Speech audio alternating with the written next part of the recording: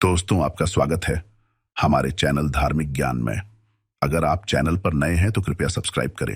राधे राधे, जय श्री कृष्ण। दोस्तों, जब भी हम हिंदू धर्म में पूजा तथा पूजा घर की बात करते हैं या फिर लड्डू गोपाल की बात करते हैं, घर घर में काफी सारे लोग जो भी कृष्ण भक्त होते हैं वो सभी अपने घर में लाला को जरूर रखते हैं।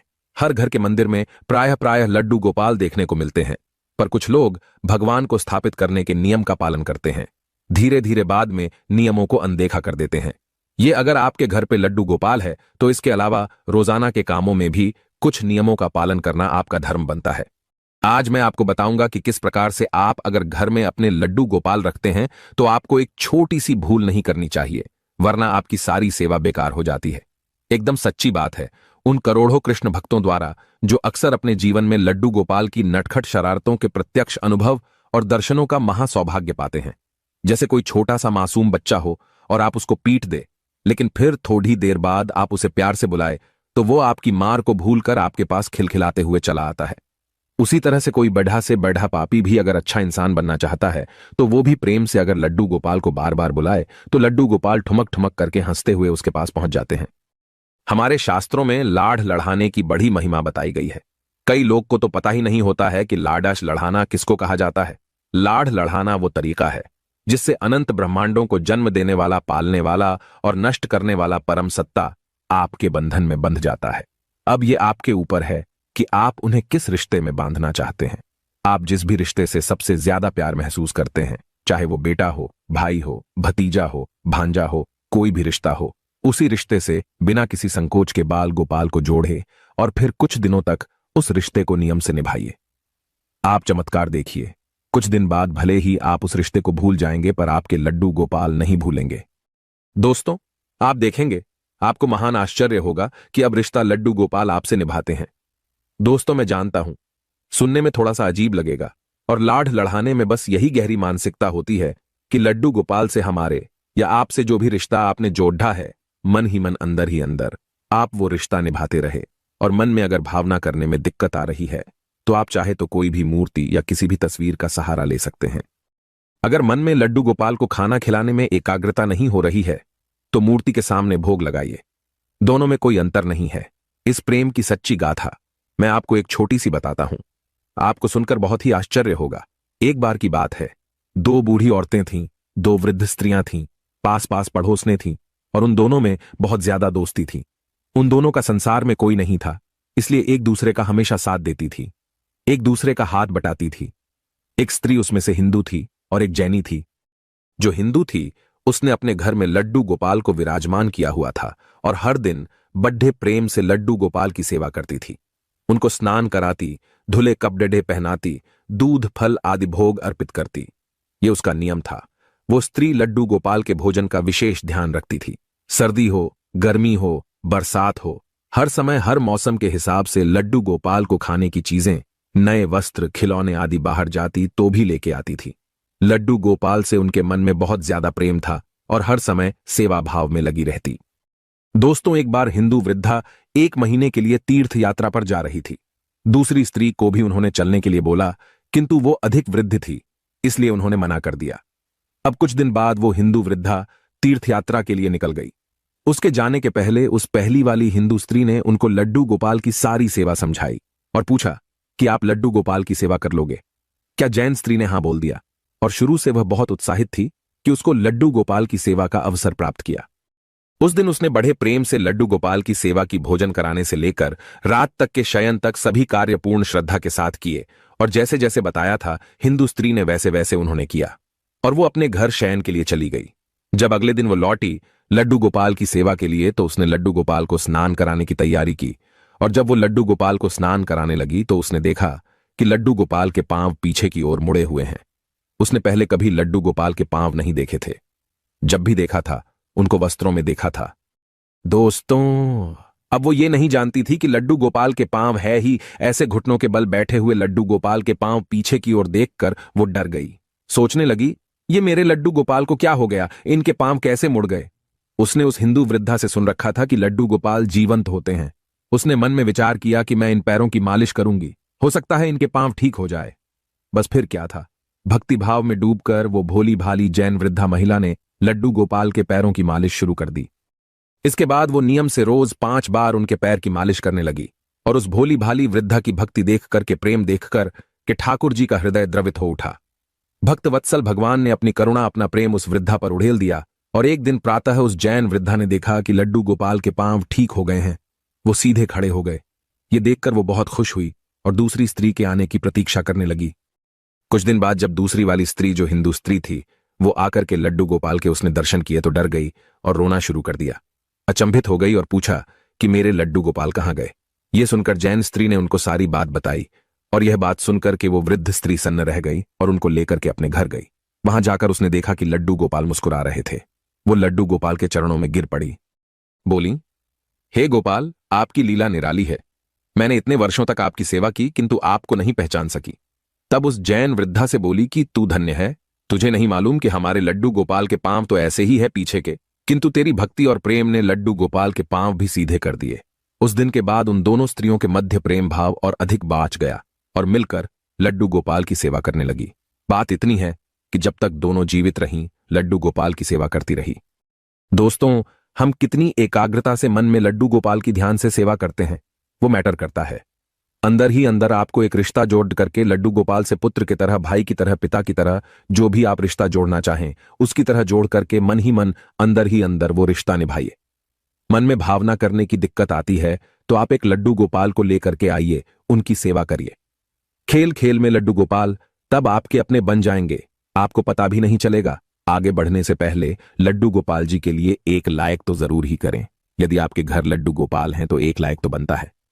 दोस्तों, कुछ लोग इन सबको अंधविश्वास, समय की बर्बादी कह सकते हैं, पर दोस्तों ये पता ही नहीं है कि यदि बाल गोपाल चैतन्य महाप्रभु की गुरुमाता के यहां पानी भरना, झाड़ू लगाना, खाना बनाना और बर्तन मांजने तक का काम करते थे, यही बाल गोपाल बूढ़े वल्लभाचार्य जी को रोज सुबह हाथ पकड़ देकर बाथरूम कराने के खेतों में लेके जाते थे।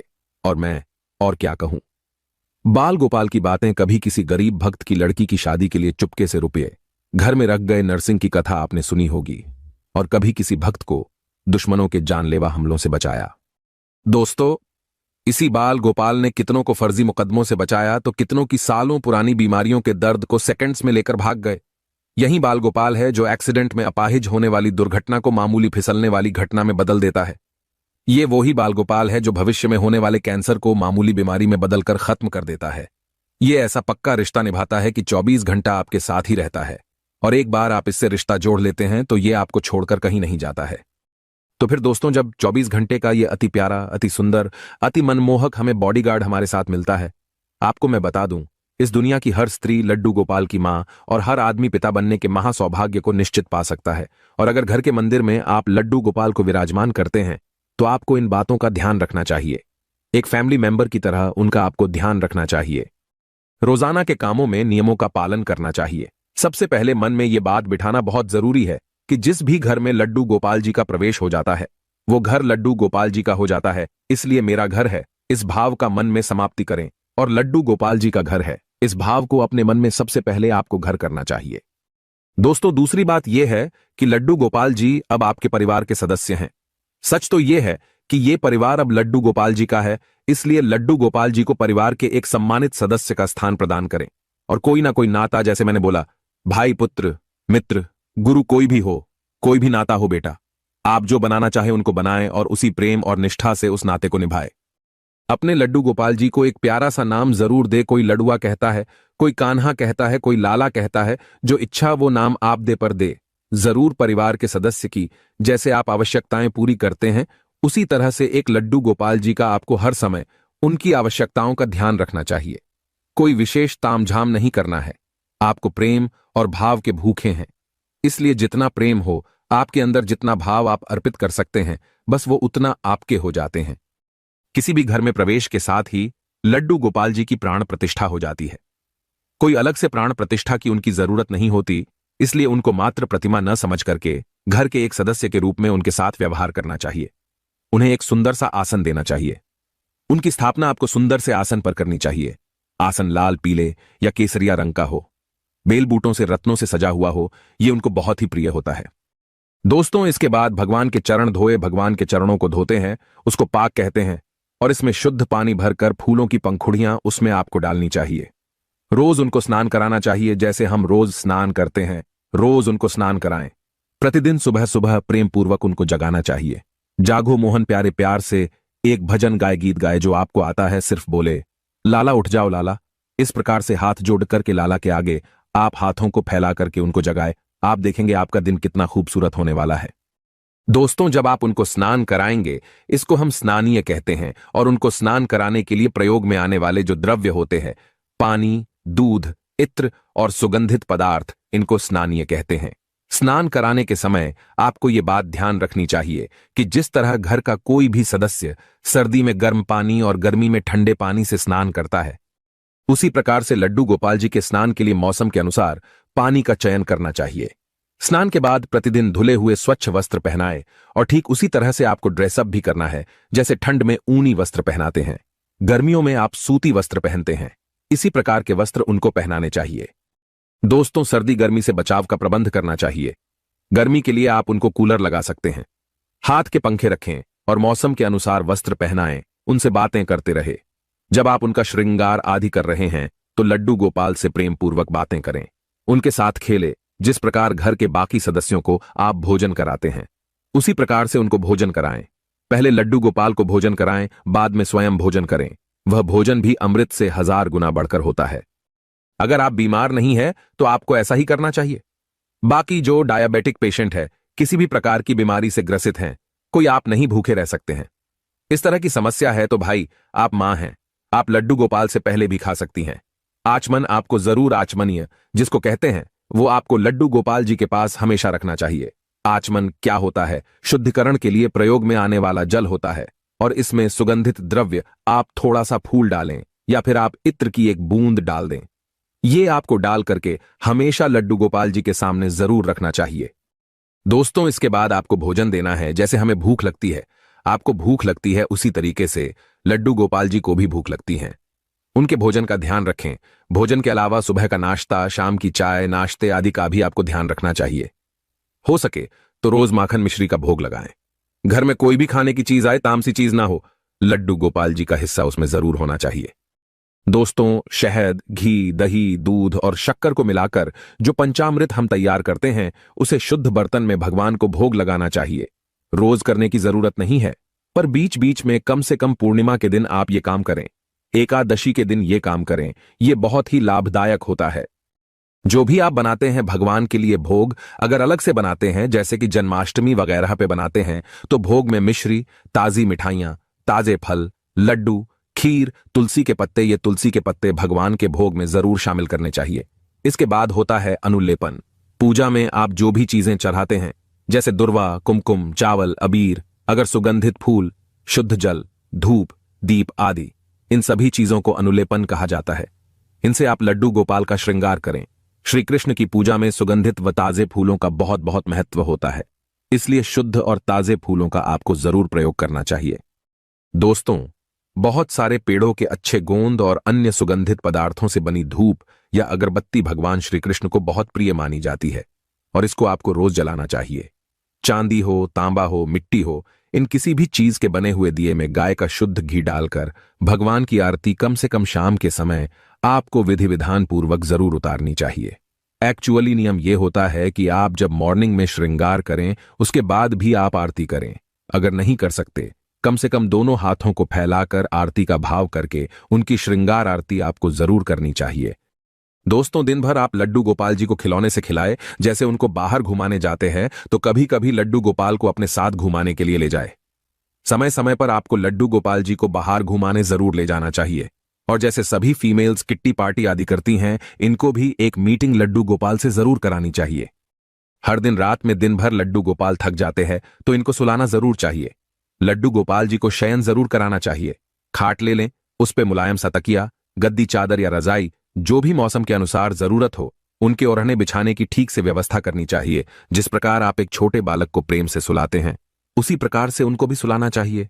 उनको थपथपाए, उनको लोरी सुनाए। दोस्तों, और हर जन्माष्टमी पर लड्डू गोपाल जी की पूजा धूमधाम से होती है।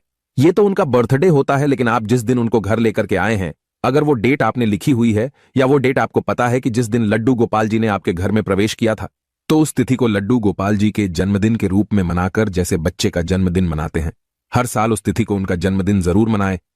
दोस्तों, बच्चों को घर पर बुलाए, लड्डू गोपाल जी के साथ जन्मदिन मनाए, झूला झुलाएं, बच्चों को खिलौने बांटे और भी जो भी आप करना चाहते हैं वो करें, जो भी आप अपने बच्चों के लिए अपनी श्रद्धानुसार करते हैं। यदि इन बातों का ध्यान दिया जाए तो आप देखेंगे लड्डू गोपाल जी बहुत जल्दी आपके घर में आपके मेंबर की तरह हो जाते हैं और आपके जैसे मैंने बताया कि बॉडीगार्ड बन जाते हैं। आपके ऊपर कोई विपदा, कोई मुसीबत आपको छू भी नहीं सकती। दोस्तों, ध्यान रखें, उनके पास हमेशा उनकी बांसुरी जरूर धरनी चाहिए। उनके पास हो सके तो मोर का पंख, उनको जो पाग पहनते हैं यानी उनको जो मुकुट चढ़ाते हैं उसमें आपको मोर का पंख जरूर धराना चाहिए। श्रीमद् भागवत गीता एक उनके पास हमेशा रख के रखनी चाहिए, उसकी पूजा करनी चाहिए। और इस बात का ध्यान रखें कि जिस कमरे में लड्डू गोपाल विराजमान हो, जहां उनका मंदिर हो, वो कमरा कभी भी बंद नहीं किया जाता। इसलिए उस कमरे को या जो भी है उनका जो मंदिर है उसको कभी भी आपको बंद नहीं करना चाहिए।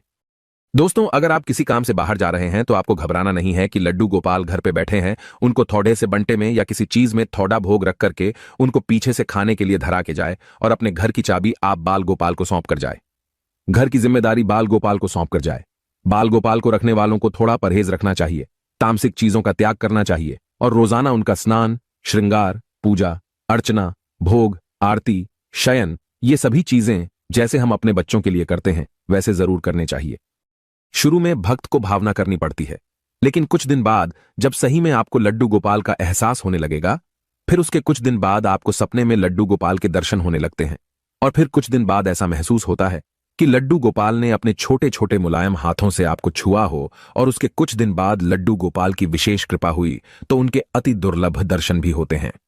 दोस्तों, ये कैसा रिश्तेदार है, बस आपका थोड़ा सा समय जिसमें आप प्रेम पूर्वक उनके साथ खेले कूदे और बदले में वो इतना कुछ देता है कि झोली छोटी पड़ी डे जाती है। घर की गरीबी दूर करने के लिए दुर्भाग्य, इसके मुक्ति के लिए भगवान विष्णु उनके अवतार की पूजा हम करते हैं और उन्हीं में से श्री हरि की पूजा से देवी लक्ष्मी भी प्रसन्न होती है। विष्णु जी और उनके अवतार कौन कौन से? श्री राम जी, श्री कृष्ण जी। इनकी पूजा में एक बात का खास तौर पर आपको ध्यान रखना चाहिए। जब भी हम श्री कृष्ण की पूजा करें, मैं स्नान दान की बात नहीं कर रहा हूं। जब स्नान आदि करेंगे तो आप उनको अच्छे से स्नान कराएंगे। बाकी जब आप दर्शन करें भगवान के तो उनकी पीठ के दर्शन आपको कभी नहीं करने चाहिए। दोस्तों, ऐसा माना जाता है कि इनकी पीठ पर अधर्म का वास होता है। पीठ के दर्शन न करने के संबंध में भगवान विष्णु के अवतार श्री कृष्ण भगवान की एक बहुत ही प्रचलित कथा है कि जब श्री कृष्ण जरासंध से युद्ध कर रहे थे तब जरासंध का एक साथी असुर कालयवन भी भगवान से युद्ध करने के लिए पहुंचा। कालयवन श्री कृष्ण के सामने पहुंचकर उनको ललकारने लगा। तब श्री कृष्ण वहां से भाग निकले और रणभूमि से भागने की वजह से आपको पता होगा श्री कृष्ण भगवान का नाम एक नाम रणछोड़ भी है। जब श्री कृष्ण भाग रहे थे तो कालयवन भी उनके पीछे पीछे भागने लगा और जैसे भगवान रणभूमि से भागे, क्योंकि कालयवन के पिछले जन्मों के पुण्य बहुत अधिक थे और श्री कृष्ण किसी को भी तब तक सजा नहीं देते जब तक कि पुण्य का बल शेष रहता है। और कृष्ण जी की पीठ देखते हुए कालयवन भागने लगे। इससे उनका अधर्म बढ़ने लगा, क्योंकि भगवान की पीठ पर अधर्म का वास होता है। उनके दर्शन करने से अधर्म बढ़ता है। जब कालयवन के पुण्य का प्रभाव खत्म हो गया तब श्री कृष्ण एक गुफा में चले गए। दोस्तों, गुफा में जहां मुचुकुंद नाम का एक राजा निद्र आसन में था, मुचुकुंद को देवराज इंद्र का वरदान था कि जो भी व्यक्ति राजा को नींद से जगाएगा, राजा की नजर पड़ते ही वो भस्म हो जाएगा।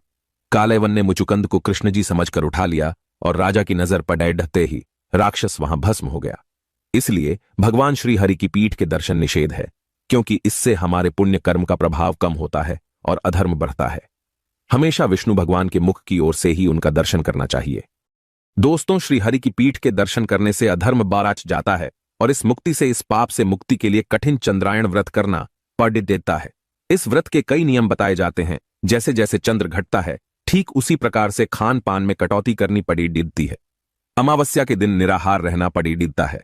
अमावस्या के बाद जैसे जैसे चांद बढ़ेगा उसी तरह से खान पान में बढ़ोतरी की जाती है और पूर्णिमा के बाद ये व्रत पूर्ण होता है। ऐसा करने पर भक्त की आराधना से श्री हरि प्रसन्न होते हैं और सभी मनोकामनाओं को पूर्ण करते हैं। कई लोग उनकी पीठ गलती से देख लेते हैं और उनका जीवन परेशानी में चला जाता है। इसीलिए लड्डू गोपाल का पीछे का हिस्सा गलती से भी नहीं देखना चाहिए, नहीं तो आप हमेशा परेशान ही रहेंगे। पीछे का हिस्सा बंद आंखों से उनका साफ कर दें। हाथों की सहायता से अगर आप स्नान करा रहे हैं तो उनके पीछे का हिस्सा मत देखना। दोस्तों, इसलिए ट्राई करें ऐसा व्रत करने की नौबत ही ना आने दें। आपको विष्णु भगवान के किसी भी प्रतिरूप की, चाहे वो लड्डू गोपाल हो, आपको कहीं लाला हो, कृष्ण भगवान हो, कहीं पर भी श्री राम जी हो या विष्णु भगवान का मंदिर हो, उनके पीठ के दर्शन न करें। दोस्तों, जोड़ा लीजिए, ऐसे रिश्तेदार से ये खूबसूरत सा रिश्ता हर इंसान अकेला है और जरूरत के वक्त ये कृष्णा ही है।